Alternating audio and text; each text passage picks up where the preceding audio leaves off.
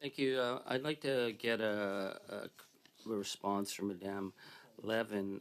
It seems that the Liberal government's climate plan is kind of like the drinking your way to sobriety school.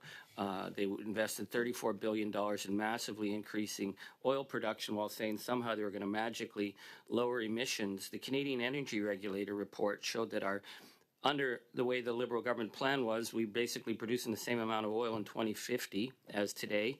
So then Minister Wilkinson got upset and made them rewrite it. So then they came in with a lower number with the so-called unicorn and rainbow scenario, which included a several thousand-fold increase in direct air carbon capture. I had to look up direct air carbon capture. It was first identified 25 years ago, and it's never been used. But several thousand increase. But what we have in the real world is massive increases now, thanks to TMX, in the Alberta tar sands. So, Ms. Levin, what are the impacts of that massive increase, and what will it mean for this? Mr. Angus, if I could just ask you to hold 1 sec.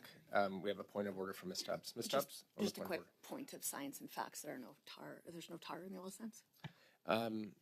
Okay. I'm going back to you, Mr. Angus, because that's there never was a saber-toothed tiger that got stuck in and found in oil sands. So, but we'll continue. Madame Levin, could you explain what you think the impact of this massive increase in emissions from 500 to 800,000 barrels a day will mean, not just for the environment, but for the credibility of a emissions cap?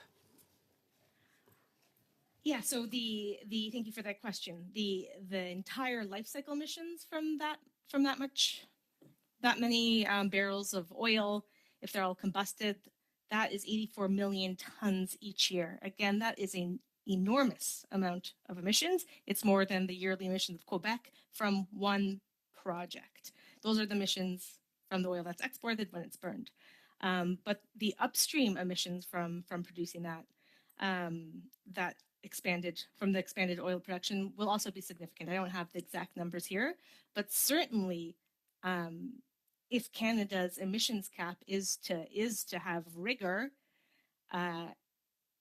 there is no room for expanded production. And we know that the technologies that companies are often touting, including direct air capture and carbon capture and storage, are proven to be ineffective, expensive failure after expensive failure. They're dangerous for communities. There was a leak at an injection well in the United States, in the first permanent storage injection well just last week, which threatened drinking water. That is the reality of carbon capture projects.